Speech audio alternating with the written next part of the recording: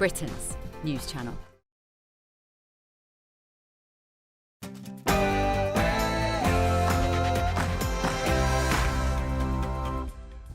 Welcome along to Patrick Christys Tonight, late edition. And it's done. Aston Villa versus Maccabi Tel Aviv is over. Aston Villa won 2-0, but let's be honest, it wasn't really about the football, was it? We heard a lot of this. Every match that the barbaric Israeli establishment or their teams are at, we will be at. Takbir!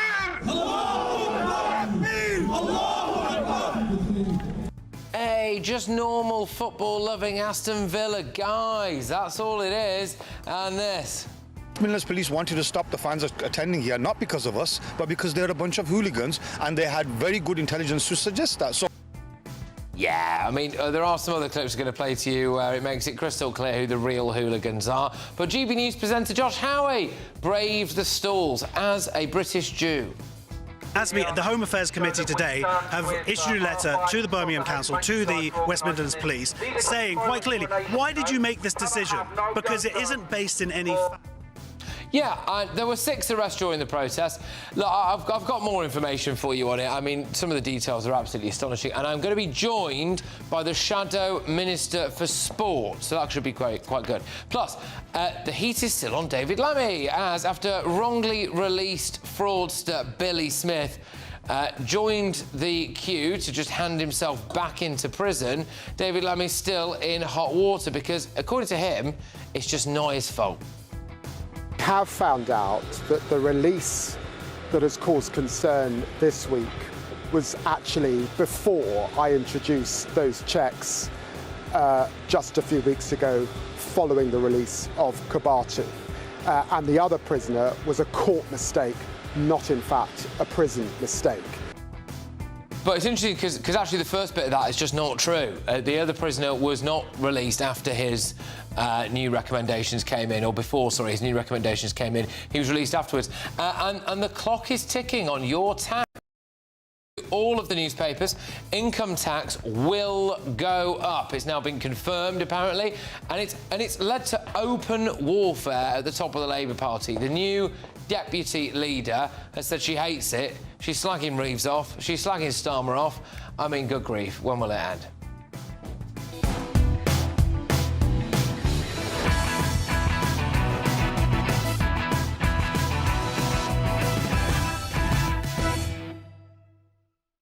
Joining us this evening is former Tory MP Alex Stafford, former Labour advisor Matthew Larser and comedian Adam Kumas. But first, let's get those headlines with Tatiana.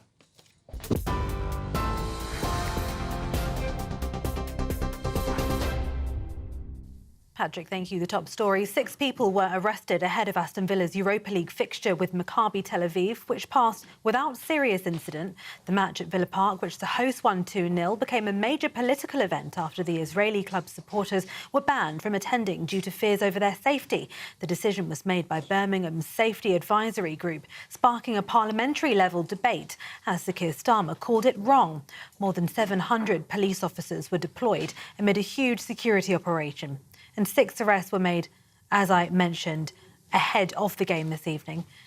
3 of those on suspicion of racially aggravated offences. A pro-Palestine protest was held outside the Villa Stadium before kick-off, where hundreds turned up with Palestinian flags and anti-Israeli banners. Speeches were made calling for an end to the violence in Gaza. The Prime Minister has defended his deputy David Lammy over his handling of a mistaken prisoner release by saying it was right the Justice Secretary was setting out the facts to the best of his knowledge. He also added that he was angry and frustrated by intolerable mistaken prisoner releases. One of the prisoners mistakenly released from Wandsworth Prison has handed himself in. 3 days after walking free in error, 35-year-old William Billy Smith was sentenced to 45 months for fraud on Monday, but was accidentally freed just hours later. The mistake sparked an urgent manhunt until Smith arrived at the prison gates this morning. Deputy Prime Minister David Lammy says he was not equipped with all of the detail about the mistaken release when he appeared at Prime Minister's questions yesterday. Sir Keir Starmer says it's the government's job to step up and fix the situation. Let me just say how angry and frustrated I am that these mistakes have been made in releasing people. They're intolerable and they shouldn't be made. A lot of it comes from the burden and the strain on the system because of the failures of the last government. But I recognise it's our job to step up and to fix this, and we will. We're put in place an independent inquiry into these releases to find out what's going wrong. David Lammy, the Justice Secretary, has convened the governors to talk to them about what more can be done. But we must put the systems in place to ensure that this doesn't happen again, and we will. A second manhunt continues for 24-year-old Brahim Kadour Sharif, an Algerian national and convicted sex offender still at large after being wrongly released from Wandsworth Prison on the 29th of October. The government has called the situation utterly unacceptable, with prison governors summoned for crisis talks. Downing Street says restoring public confidence is top priority.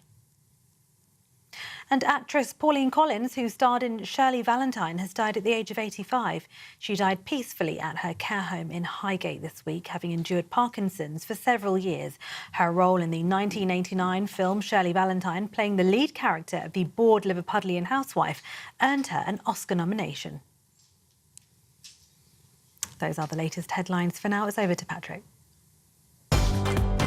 Tune into GB News Radio wherever you are, online, on DAB digital radio, on TuneIn, on Radio Player and on your smart speaker. Just say, play GB News.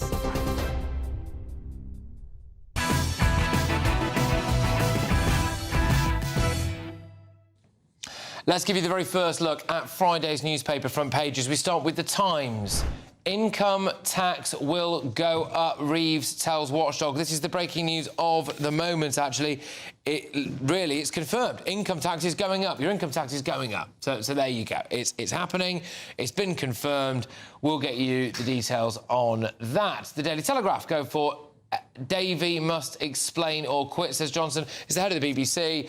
He's been told that he basically has to go. Sorry, I think we brought up The Guardian then as well. Do you want to just bring that up again now, if we can, might as well? The Guardian is the additional fallout from what's going on with Labour's tax hikes, because Labour have got a new deputy leader. She's called Lucy Powell. Yes, it's the same Lucy Powell that Sir Keir Starmer sacked and apparently hates him, but is now the deputy leader.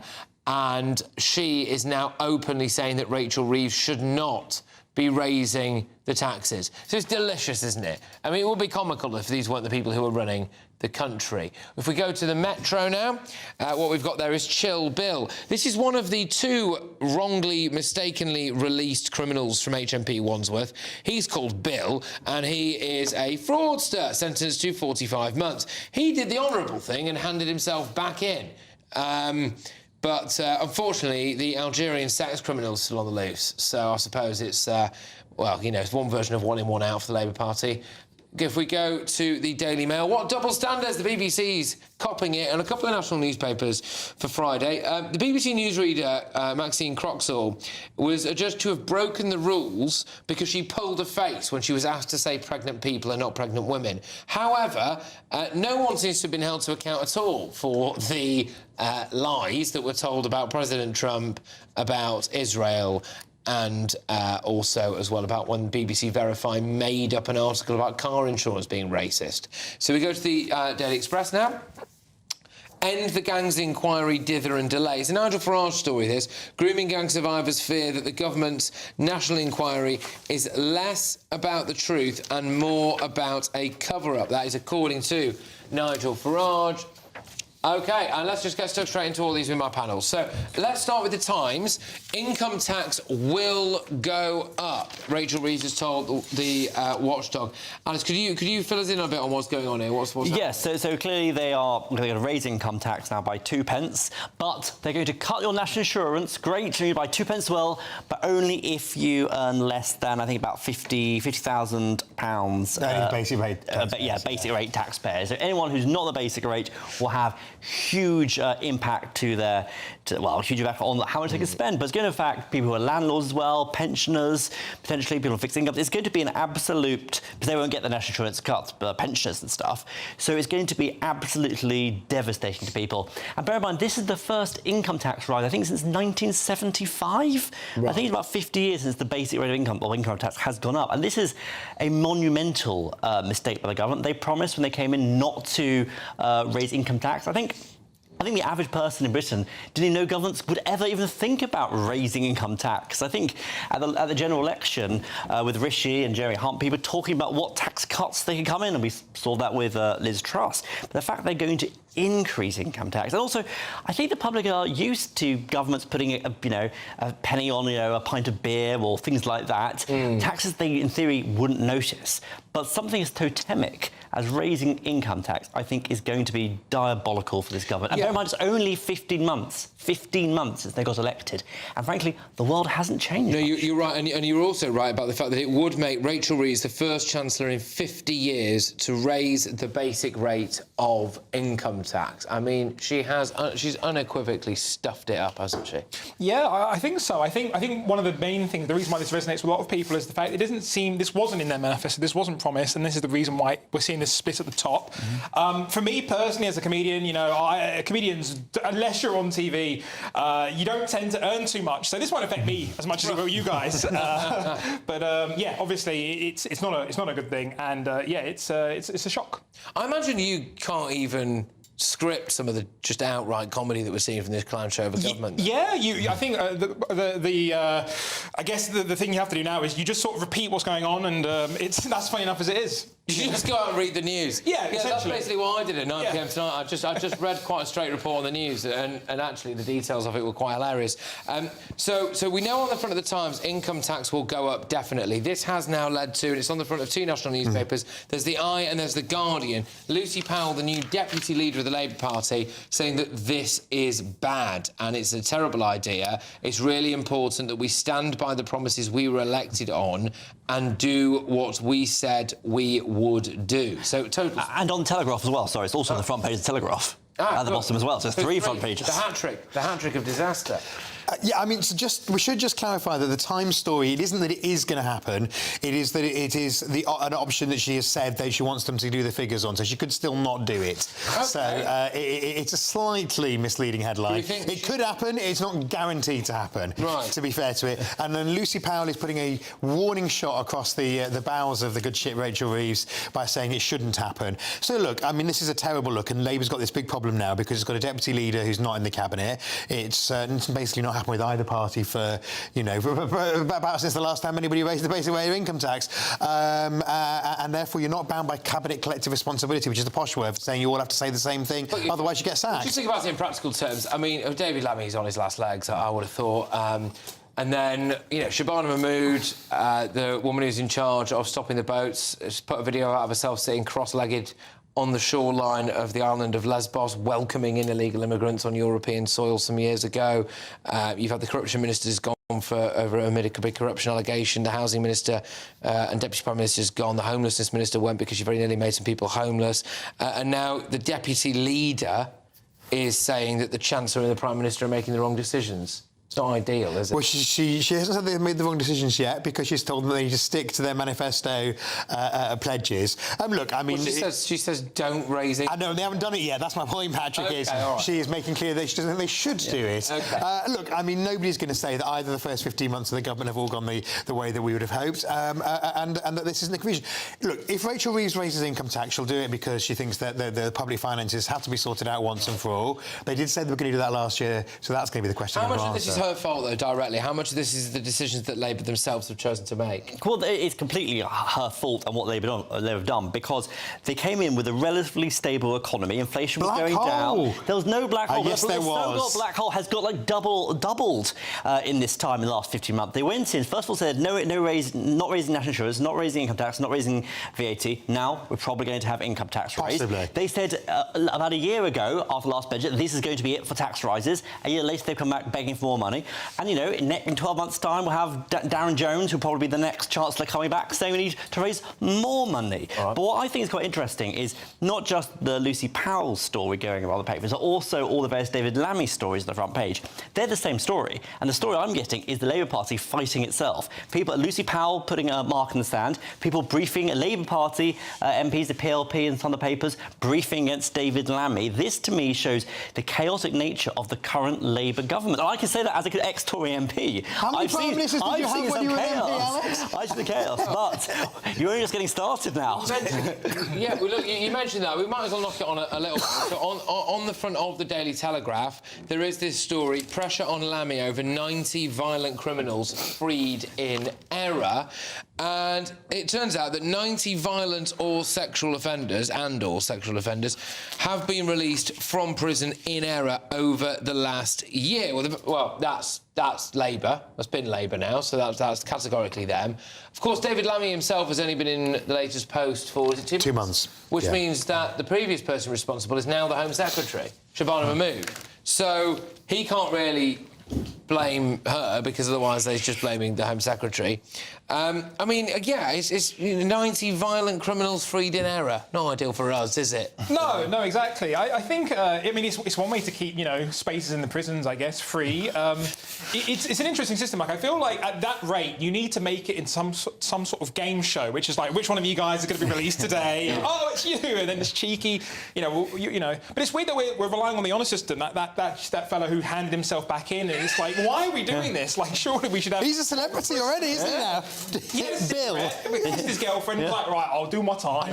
I love the fact... I'm sorry, guys, I know I'm just springing this on you, but there is a clip of him handing himself back into prison, which was in my 9 p.m. hour on my previous show. If we could dig that out, that would be brilliant. But it's great, because he parks a van...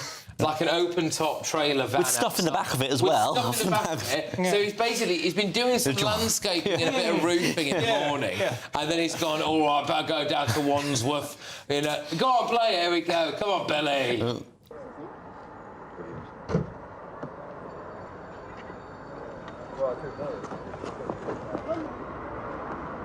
Shocking. There he is, gone, Bill. Hey, Billy! Way. 45 months for fraud. He got sentenced, and then he was on his way back to Wandsworth, and due to a mess-up, they had him down as it was a suspended sentence. So they... He's only 25. He looks older, doesn't he? He's 25? No, 35, I think 35. OK. Or maybe... Okay. No, it says 25 on the Metro. He's aged terribly. Oh, OK. Prisons works clearly if you age that long. Shows prisons working. If you heard any choice language there, I must admit I didn't, but just apologies anyway. Yes, but no, Billy's done the honourable thing and handed himself back, if you can call a serial fraudster honourable. But we're still awaiting for the Algerian sex offender, aren't we? Yes, and I'm not sure he'll be as honourable and hand himself in. No. So yeah, I mean, but he's still at large. Again, the thing is with this is going to rumble on us now. I mean, we need to find this guy soon. Well, yeah, we do. And you say he won't hand himself in, but the Ethiopian chap, he wanted to hand himself back in. Didn't he turn up to go to some of the police and say, I want to hand myself in? And they said, go away.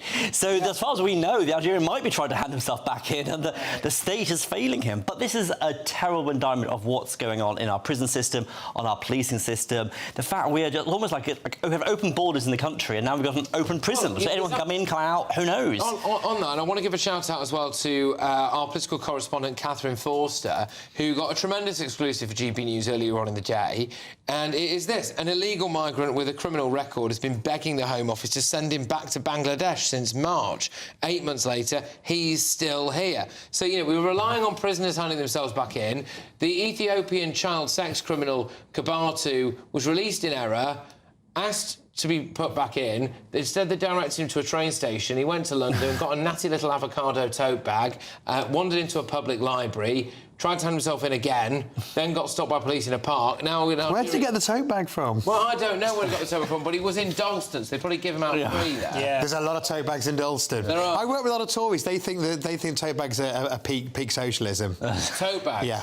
Well, they actually use a stronger word than that, but I just thought I'd censor. They're not wrong, I mean, look. I mean, the truth of the matter is that the system is broken. I could say, grown 14 and a half years, nothing happened about it. But look, this is a message for all our public services that they've got to work. I mean, when you go into hospital, you get a band on your thing telling you, where you're meant to, with a barcode on it. Why haven't our prisoners at least got one telling when they go to and from court, a band on, so we know who's who, and you can't take it off. It's also as well. Sorry, I think you're alluding to this as well, Alice. But David Lammy's own cabinet ministers are now accusing him of both incompetence and cowardice.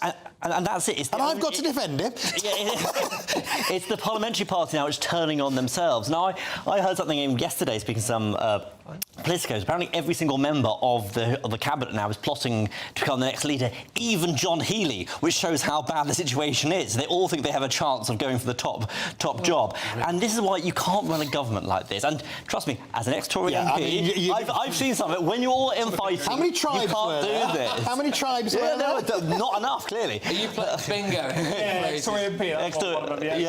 But it's not sustainable. And the fact the country is in such a mess, the economy, the fact we haven't, well, Rachel Reeves says we have to raise income tax, we're in a mess.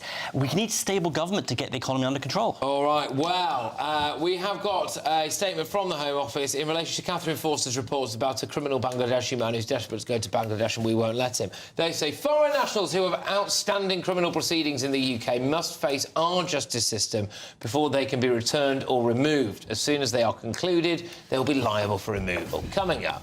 Following the scenes today at the Aston Villa versus Maccabi Tel Aviv game, which, well, it kicked off outside the ground. Absolutely disgraceful scenes that we saw there, to be honest with you. Huge questions for the police to answer, but also, really, another lesson in why multiculturalism in Britain is utterly failing. I'm going to be speaking to the Shadow Sports Minister in just a second. Stay tuned.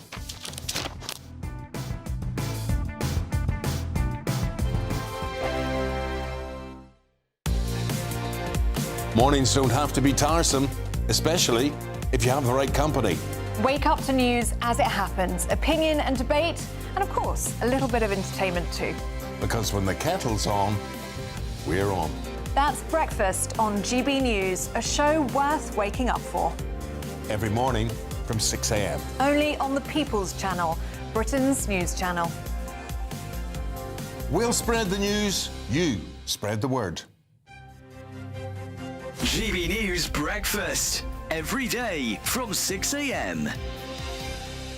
There's a lot of tables out there that won't just have turkey on it. There'll be turkey and ham, and but I know some people that will cook 3 or 4 different meats. And obviously the joy of having turkey is that you can then make a turkey curry for Boxing Day and the subsequent days. So, you know, you should be having days of curry after your turkey lunch. I think for the masses, it's still hugely popular. You know, through the festive period at the Dog, we will have hundreds of people having Christmas parties, and most of them will order our turkey lunch or dinner.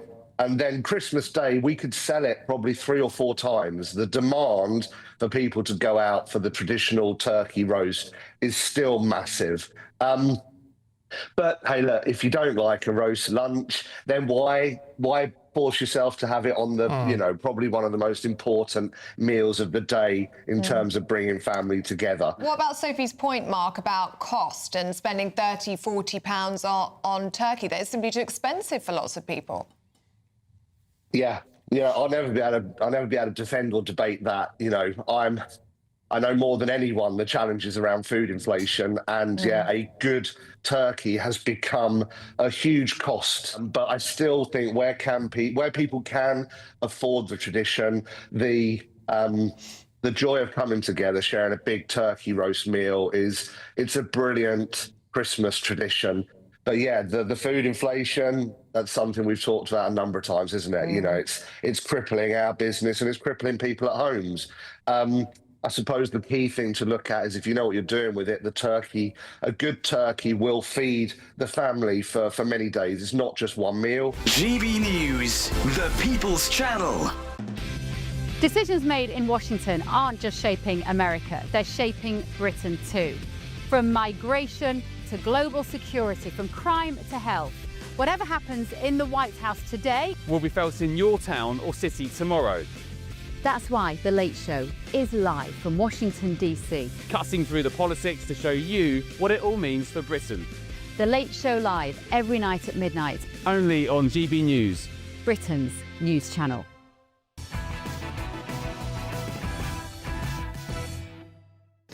Welcome back. So thousands gathered at Villa Park this evening ahead of the club's Europa League fixture against Maccabi Tel Aviv. The match made international headlines after local authorities said that Maccabi fans will be blocked from attending the game. West Midlands Police classed the fixture as high risk. Pro-Palestine groups have called for the match to be banned, despite the Israeli side fans not even being allowed to buy tickets. Midlands Police wanted to stop the fans attending here, not because of us, but because they're a bunch of hooligans, and they had very good intelligence to suggest that. So Go more, Josh. Yeah, so there we go. And then what happened, really, was that, predictably, a load of the pro-Palestine mob decided to turn up outside Villa Park. They did promotional videos the day before as well that involved beaming my face, yes, my ugly mug, onto the side of Villa Park, while they're all wearing balaclavas and everything and looking quite threatening. They chanted things like death, death to the IDF. They tried to accost a single young Jewish woman who was there on her own with an Israeli flag. Police then did the responsible thing, obviously, and decided to arrest her by the looks of things. And then, yeah, I mean, it's ludicrous. The whole thing is absolutely, completely and utterly ludicrous. Joining me now is the Shadow Minister for Culture, Media and Sport, Louis French. Louis, thank you very, very much. Tremendous to have you, especially at this time of the evening. I really do appreciate it. What's your gut reaction to what we saw outside Villa Park today? Patrick, and yeah, I agree completely. It's a mob trying to take over a football match, and that has led to Jewish fans being banned from going, which is frankly disgraceful. It's relayed on these scenes that we've seen on the TV of protests outside, counter-protests, and a policing presence which is double the average, I understand, of some of the more contentious football matches we see, and there wasn't even any Israeli fans there. So it just shows yet again that the mob have tried to take over one of our national sports today. Tories were in charge. What would have happened differently to what we saw from this entire process then?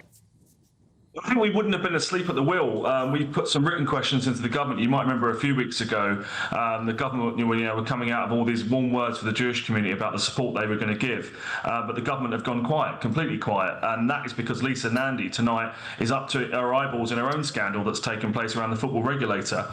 And we've revealed through written questions that the Home Office actually knew about the story before it broke, way before. So that is, again, another scandal involving the Home Office and being asleep at the wheel. OK. I mean, at the core of this, of course, were some of the Gaza independents, as they've been called, and some pretty inflammatory stuff was being said there, to say the least. Is this actually a sign, do you think, of a worrying direction of travel in Britain when it comes to multiculturalism? I'm very much worried about sectarian nature of politics. I know it's something that's often discussed on GBNews. The likes of Robert Jenrick and others have really raised this point. I was actually on the front bench when we had an urgent question regarding this match a few weeks ago, and watching the behaviour of some of those MPs up in the corner, having in full-blown arguments with the likes of Danny Kruger from Reform in the middle of a debate. And I've never really seen that kind of thing in Westminster, let alone some of the stuff we're seeing on the streets of Britain. Sport is supposed to be a unifier. This is, this toxic culture. We have to bring an end to it. Yeah, I mean, I'm not actually sure how many of those people in the pro-Palestine section now were Aston Villa fans. I mean, they were chanting a lot. I'm not making this up. I've played the clip several times this evening. They were chanting a lot about Allahu Akbar. I'm not convinced he plays for Villa, but I do wonder where we really go from here with all of this. Do you think that some of those MPs, the independents there, people like Ayub Khan, for example, should they be MPs? Do you think, Louis? My personal opinion, I think actually the role of an MP is to bring communities together. It's to serve the country, absolutely, first and foremost. But it's not to do this divisive pitting people against each other within communities. It's really unhelpful. I've spent years doing interfaith work in my community here in Bexley. This is not the practice of what an MP should be doing. I would urge the parliamentary standards bodies to be looking very closely at the behaviour of this MP. Yeah. Now, sorry, I actually do want to talk to you about your opposite number. Lisa Nandy, because she is in a little bit of trouble tonight, isn't she? Could you just explain exactly what's gone on with Lisa Nandy? Because it appears that she happens to have appointed a very good friend, I think both personally and financially, to quite a prominent role, hasn't she? And they've not really been entirely honest about that. We've caught them red-handed, Patrick. So we put a formal complaint in earlier this year regarding the appointment of David Cogan, a Labour donor, to this really important role as the independent chair of the football regulator. The clue is in the name, independent. We smelt a rat very, very early on. We've uncovered that rat tonight. So we have 3 breaches of the governance code. We've got them banged to right. This goes all the way to number 10. Lisa Nandy was warned by her officials about the connections of Cogan back in March. She then selected him in April, even though he hadn't been shortlisted for the position. And then it was confirmed in May. She then recused herself in May after we highlighted it. And just to show the brazen nature of this cronyism that's taken place, the government actually confirmed the appointment whilst the investigation was taking place. An independent investigation was taking place, and they thought they could get away with it, and they've been caught red-handed tonight. Can I just say how absolutely ludicrous and laughable this is? So, Culture Secretary Lisa Nandy breached the governance code by failing to disclose that her chosen chair of the independent football regulator had actually donated to her leadership campaign. Now, anyone knows that that's wrong. You obviously can't do that, or you would have to declare it. I mean, it goes without saying. She's now come out and said she did it unknowingly. She unknowingly broke the rules. It was an unwitting mistake, and Sir Keir Starmer has accepted that it's an unwitting, inadvertent error. And they just hope that that's that. But he did, Louis. He did say the process followed was not entirely up to the standard expected. So, I mean, they just hope that's that then, really. Well, what should happen to her? Definitely going to extra time on this one, Patrick. Watch next week, pardon the pun. We are going to do what we can in Parliament next week to really expose this scandal. This is outrageous. You know, you can imagine if the shoe was on the other foot. Imagine this was a Conservative government and a Conservative minister that had done something so brazenly. I think they'd be screaming from the rooftops. So watch this space. There is a lot in the report that highlights how bad this is and how bad the process has been flawed. One other point, Patrick, just to show, you know, people might think this is all, you know, not that interesting, but just to highlight how distracted she is. Tonight we have had the scenes in Villa Park. Yeah. Next week, on Remembrance Day, Bob Vylan will be performing in Keir Starmer's patch in Camden. What? So those hollow words about support for the Jewish community I'm exposing tonight on your show are absolutely meaningless. This is what Labour are allowing to happen in our country because they are up to their eyeballs in personal scandals and the country is falling apart whilst it's going on. That is absolutely outrageous. I mean, both of those things, obviously, but I mean, the Bob Vylan thing. On Remembrance Sunday, Bob Vylan is performing in Sir Keir Starmer's on Tuesday. Oh, sorry, on Tuesday. On Tuesday. Yeah. Good grief. Yeah, well, that's interesting, isn't it? Yeah, I mean, I suppose if the Prime Minister can't even stop Bob Vylan performing in his own patch, then it does raise some serious questions. So are you stopping short of saying that Lisa Nandy needs to go, then? Just to be clear. I'm not stopping short of anything. She is banged to rights, Patrick, and we will be seeking to bring this out in Parliament on Tuesday when we're back in. Yeah, all right. Well, there we go. All right, well, watch this space then, I suppose, when it comes to that. Again, I'll just say this, and try to keep a straight face here, if that's all right. Sir Keir Starmer said, this is to Lisa Nandy. I accept your assurance that there was no intentional or deliberate action on your part to undermine the expectations set out in the code. I know you to be a person of integrity, and on the basis of your letter, it is clear you have acted in good faith. So, well, that's that then, Louis. We can all go home, can't we? Go on. Do you want to come back to that quickly, and then we'll get going? Mr. Cogan also donated to the Prime Minister. Right. OK. So, is that public knowledge, or have you just revealed that yourself? £3,000 of donations, well worth a look into. Oh. Right, well, there's nothing quite like an on-air tip, so thank you very, very much for that. Obviously, we'll have to go and check that, not that I don't believe you, but Louis, thank you very much, tremendous stuff. Louis French there, who's the Shadow Minister of Culture, Media and Sport. Right, well, that's probably the interview of the night, I think, for me, that one. Go on, Matthew. Well, I mean... a mess, isn't it? David Cogan is a well-known donor to the Labour Party, and if you I've actually read the Independent... I mean, I know David, and you did declare an interest because I did some work for an organisation that he chaired a couple of years ago. But he's spent his whole life a lot of his life in his professional career in selling sports rights, etc. So he's not like a random person who's been appointed, and the Independent panel said that he was a perfectly appointable person. Clearly, it's embarrassing that the donation to Lisa's particular campaign wasn't declared, but the Independent adjudicator has said that it was an inadvertent mistake and the Prime Minister's accepted that.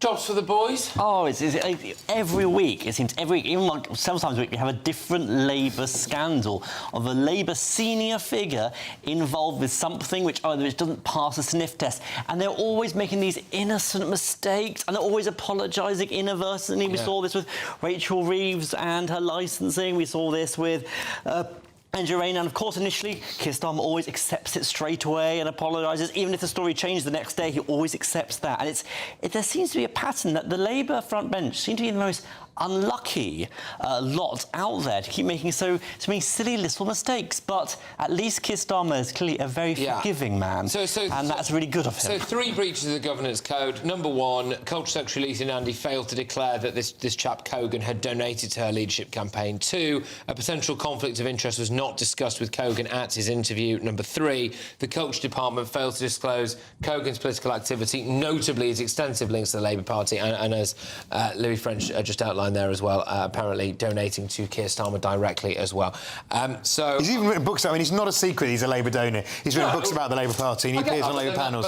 So why the DCMS managed to miss that isn't. Well, yeah, that's not. I don't know. What the scandal of the Labour Party, I suppose. Well, you said he's written a book, Matthew, but nobody reads books these days. So I mean, in theory, that is still a secret, isn't it? So, there's an audiobook version as well. I have to pay for that. I don't want to do that. But yeah, no, I mean, regardless of what I say, she's been forgiven. So you know, what does it matter? I tell you what, if I was a teenager, or when I was a teenager, if Keir Starmer had been like my dad, like, can you imagine? This is gone weird. Do you want that? Really? This is gone weird. Really? Well, seriously, because there's obviously nothing you can do that this man won't just say is an inadvertent error. You know, sorry, I burnt down the neighbour's shed. Well, I will accept. You've always been someone of upstanding morals. I forgive you. Can we just say on that unpleasant musical artiste, Bob Villan? I don't think the Prime Minister is personally responsible for the fact that his player happens to be playing in his constituency. And you cannot go around banning free expression unless it breaks criminal effects. I mean, otherwise they might try and ban you, Patrick. Well, let them try. Bring it on. I don't mean that. I've got enough on. You've got your mortgage. I've got a mortgage. Your income tax is about to go up, so it's the whole thing. It ruined me. Is it not sponsored like Partridge? No. All right, we've got to move on for various reasons. Bev Turner is live in the United States for us, and Andrew Mountbatten-Windsor has been called to Washington to be questioned about his links to convicted sex offender Jeffrey Epstein. Will Andrew be forced to go?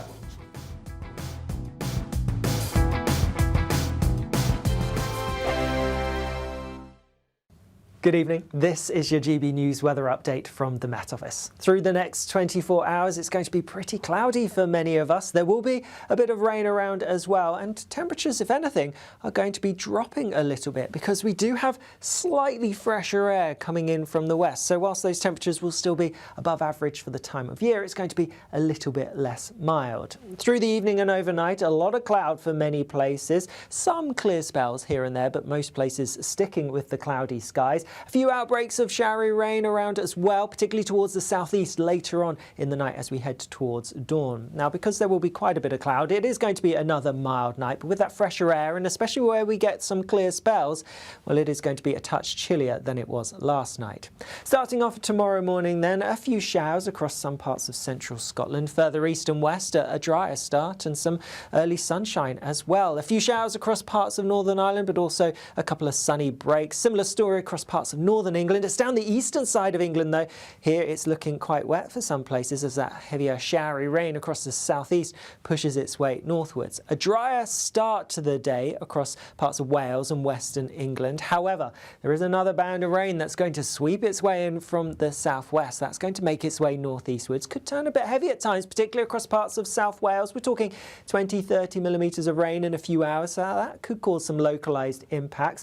Away from those two zones of wet weather, it will be often dry with some sunshine, but temperatures, if anything, a few degrees down compared to some recent days because of that fresher air I mentioned at the start. A quiet start for many on Saturday. Could be a bit of mist and fog around first thing, but lots of dry and rather sunny weather at times too. But there will be some rain towards the far west, and that's going to push its way eastwards as we go through the weekend. So I think Sunday's looking a bit wetter for many of us, but still relatively mild. Bye-bye. Britain deserves a newsroom that puts the facts and your voice first. Well, and that's what you get on GB News. Lively debates, lively conversation. And we're not afraid to hold power to account. And each other. So join me, Andrew Pearce. And me, Miriam Cates, for Britain's Newsroom, weekdays from 9:30 on GB News.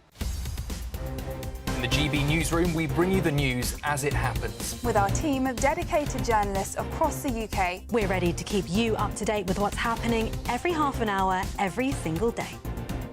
Bulletins here on GB News. The People's Channel. Britain's news channel. No matter the state it's in, this is our nation. Join me, Jacob Rees-Mogg, for a genuine, honest discussion on where we have been, where we are going, and where we are with the people who set the direction. Tune in to State of the Nation every Monday to Thursday, 8 to 9 o'clock. Only on GB News.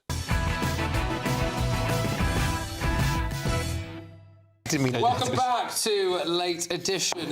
Lots on, actually, yeah, I mean, huge amounts, but we're going to go live to Washington because our very own Bev Turner is there. And actually, Bev, I believe there is a story that's on 2 or 3 national newspaper front pages, which ties in directly to where you are, doesn't it? Go on, explain it all.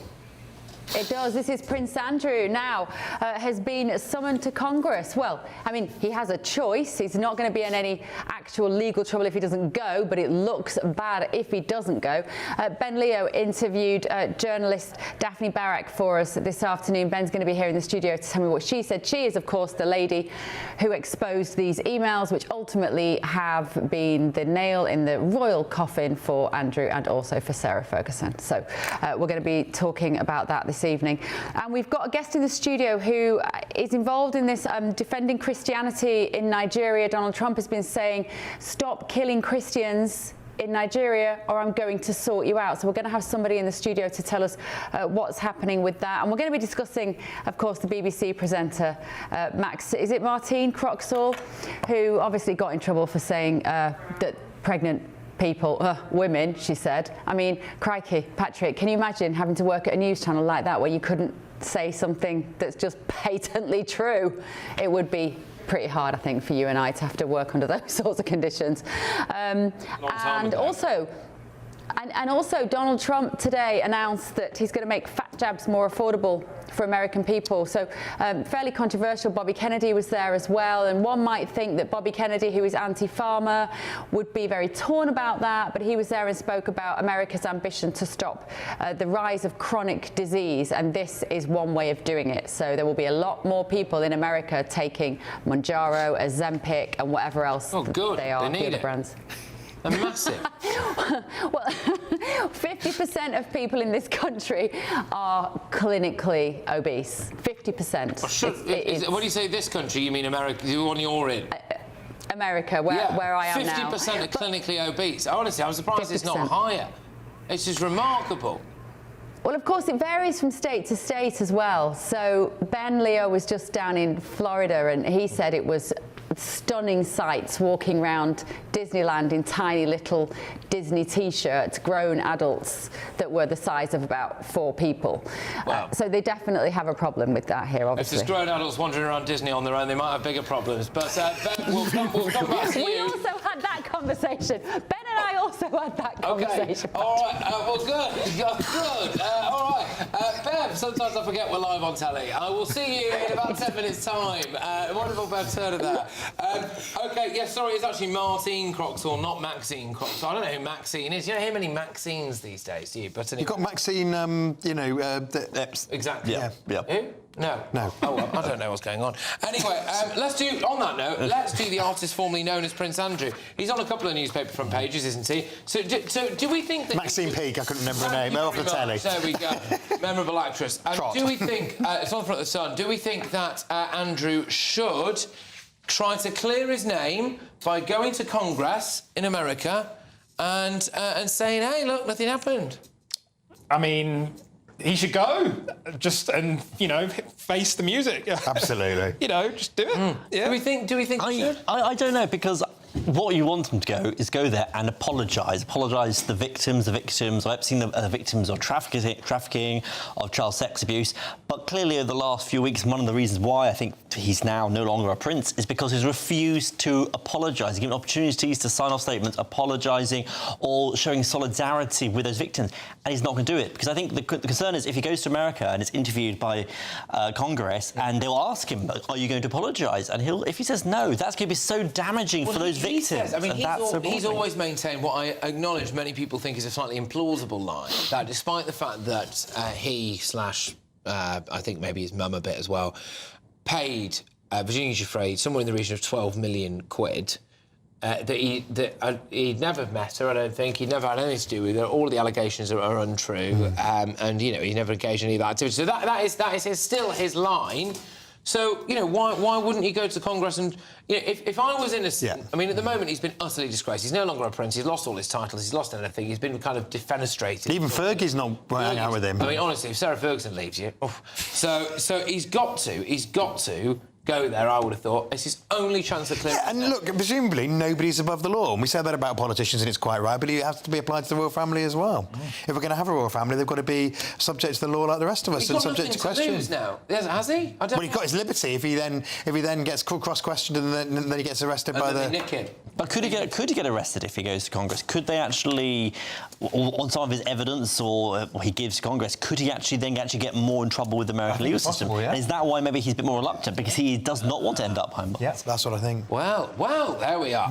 Right, well, very shortly, I'm going to be telling you how our Deputy Prime Minister has reportedly released more than 90 violent criminals by mistake. And there's a couple of other stories knocking around on the front page as well. One of the criminals, he's not a violent criminal as far as we know, by the way, did do the polite thing and hand himself back into prison earlier today. So well done, Billy Smith, you serial fraudster. See you in a sec.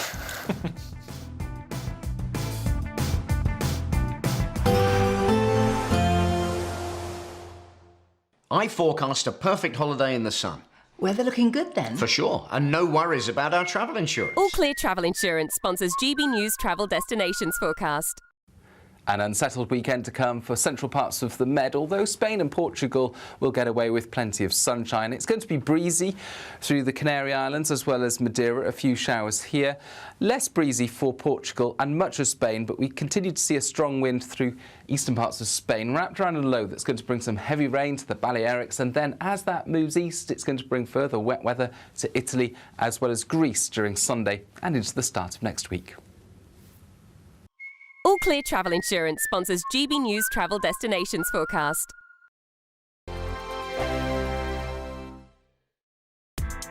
Join me, Nana Akwe, for an informative, interactive news programme with a difference. It's fun. No, he didn't say that, Dave. I'm so surprised. I think there's an element of truth to that. Join me from 3 p.m. every weekend, only on GB News, Britain's news channel. From the school run to the home run, watch a new show for all of Britain. He can say whatever he wants. A straight-talking show where all voices are heard.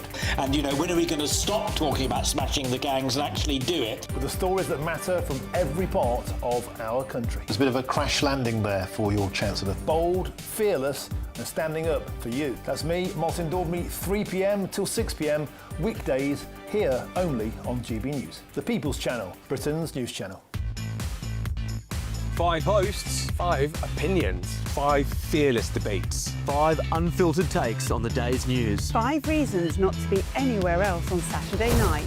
This is the Saturday 5. You got me good there. Britain's biggest Saturday night TV show. It's not a bad brand. Yeah. Uncensored. Very, very, very easy tonight on the unpredictable. What did she say? Can you translate it for us? And always entertaining. And how can a country go from being led by William Wallace Saturday nights from 6 p.m. only on GB News. The People's Channel. Britain's news channel. You're going to want to stay tuned, trust me.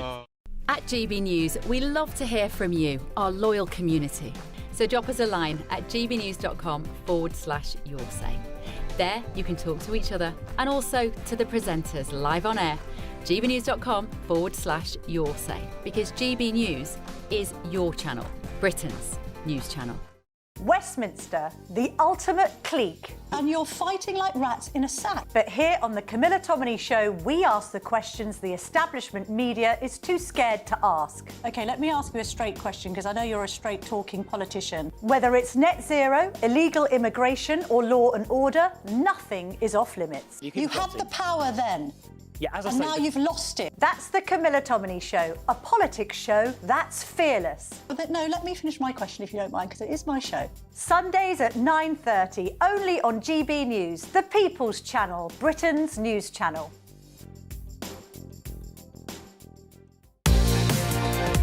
Mornings don't have to be tiresome, especially if you have the right company. Wake up to news as it happens, opinion and debate, and of course, a little bit of entertainment too.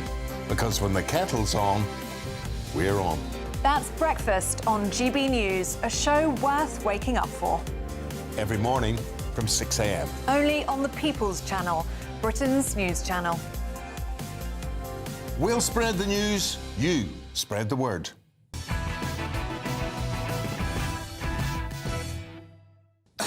This is an absolutely insane story, so you're welcome. The European Court of Human Rights will rule on a case brought before the court by a man called Khaled al-Anesi, who's a Yemeni polygamist who was granted asylum in the Netherlands. He lives there now with the first of his 3 wives and their 8 children. But of course, unfortunately for him, he wasn't allowed to bring wife number 2 or 3 because the Netherlands doesn't allow polygamy. But hey, he's working on it. There he is, look at him. There you are, that's him with the wives, with the gang. Stunners. Happy family. And stunners. And, and all the kids. Al-Anesi has already tried asking for his other 5 children to join him, knowing that then the wives could follow. But the Dutch authorities have said no, so what he's done is he's gone to the ECHR for violating his right to respect for his family life. The problem here is that the ECHR could rule in his favour. If they do, then that ruling would then apply to us here in this country. Suella Braverman has tweeted saying we don't have to live like this. Europe doesn't have to commit cultural suicide. Which was your favourite-looking wife there out of the 3? Can we bring the picture up? Yeah, if we bring the picture up, that would really help. I think the one in the middle had the nicest nose bridge from what I can make out. So that was my favourite. But yeah, this guy seems like an absolute legend, doesn't he? You know, just being facetious, obviously. But yeah, it's. I don't know whether you get the same amount of fabric so much. I mean, I can't find that. Well, he's bought a job lot, hasn't he, of the same role, and thought I'll make that last. So yeah. On a more serious note, though, concerning that we might have to adhere. But what I don't understand is, I don't know much about Dutch law, but UK law, you're only allowed to have one partner, one wife, one husband. So how could you legally bring other partners, spouses forward when in the UK does not recognise, or like in the Netherlands doesn't recognise? I don't think any member of the ECA, any signatory to the ECA, they don't recognise more than one partner. Therefore, how does that? What implications does that make? Not just for people claiming asylum, but also for people in the UK or Netherlands. Does that mean does that change their actual marriage law? So actually, if they're having a 2-tier system, no, because I think you'll have brought it under the right to a family life in terms of so it recognising even though it's incompatible with the law. Well, with the law. Hopefully, Strasbourg will rule that the marriage law trumps the family life law. But think about what happened with the judge, my favourite judge, Hugo Benedict Norton Taylor, who ruled that the Ukrainian you went to state school? No. He ruled that the Ukrainian resettlement scheme should be read as though it was applying to the people of Gaza. But he was a judge, that was a British judge in this country that made that decision. So it's not beyond the realms of possibility that some random judge in San Marino decides that actually our mate, the Yemeni polygamist, can have as many wives as he wants in the Netherlands. I mean, I think it's really concerning. They have wine in the canteen at the ECHR. Which explains a lot. Do you think it explains a lot? Yeah, I'm just saying, I've been. Right. I've had lunch in the canteen. And what's it like? I filmed there. It's everywhere. No. I mean, it's very empty. It's very nice. It's a sort of nice building. Strasbourg's a beautiful city, but you can have a glass of wine. Yeah, it's got consonant. I just thought on continent. That's what that sounded like. Yeah. No, I'm just really concerned. I mean, surely if this happens, this would have to be that we would have to leave the ECHR. How if the head of the ECHR this week has said he's open to reform. There's got to be reform. Yeah, but then it takes ages, doesn't it? We'll be leaving at some point, regardless. I think we all agree. Wives. Who wants to eat wives? That's the other question. So much effort, just like, and all of the kids. Like, I'd be sort of saying, can I just leave some of the kids in the other country? Because it's just so much. Like, even just taking them to school, doing the school. It's a lot of child support. Yeah. It is. Allowed to go to school. Well, he's brought 8 with him. I mean, it's remarkable. It's great. But, big number. I mean, it's just insane. Anyway, there we go. I thought we'd just leave with a little bit of a nutty story for you. I'll do a very quick summary of Friday's newspaper front pages before we go back to Washington with Bev Turner. OK, we start with the Times this round. Income tax will go up. It's a big story. This is kind of the breaking story of the night. We did it at the start. It's basic. Well, Rachel Reeves has told the Watchdog that income tax will go up. And Labour cabinet ministers are also accusing David Lammy openly now of cowardice. So there you go. Good for old Lamo. The Guardian, Powell in challenge to Reeves over tax plans. Another devastating Labour story, really. The now deputy leader of the Labour Party is openly challenging Rachel Reeves and Keir Starmer over their tax reforms. The next front page we're going to is the Daily Telegraph. This is the head of the BBC, Tim Davie. He must explain or quit, says Boris Johnson. It's after several different scandals. The Daily Mail, they go for what double standards? BBC newsreader broke the rules by pulling a face because she was asked to say pregnant people, not women. But the bosses don't seem to care that Panorama doctored President Trump's speech.